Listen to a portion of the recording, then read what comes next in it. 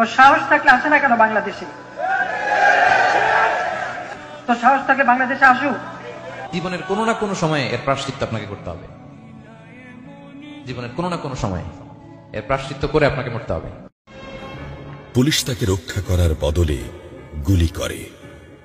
ঠাস ঠুস কয়েকটা গুলির মধ্যে একটা গুলি লাগে তার কোমরে। খানিকটা ভাঁজ হয়ে যায় শরীর। সম্ভবত সে বুঝতে পারে নাই। পালিয়ে থাকে লন্ডনে, আর এখান থেকে আগুন জ্বালাতে বলে। আরে বেটা, তোর যদি সাহস থাকে তো বাংলাদেশে ফিরায়। আমরা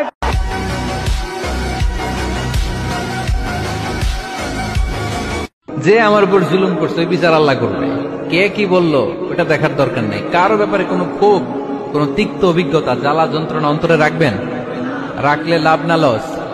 এটা আরো জ্বালা দিবে আমার, এটা আরো। আমি আন্দোলনরত কোমলমতি ছাত্রছাত্রীদের নিরাপত্তা নিয়ে অত্যন্ত উদ্বিগ্ন। এই সন্ত্রাসীরা যে কোনো সময় সংঘাতের পরিবেশ তৈরি করে তাদের ক্ষতি সাধন করতে পারে। তাই শিক্ষার্থীদের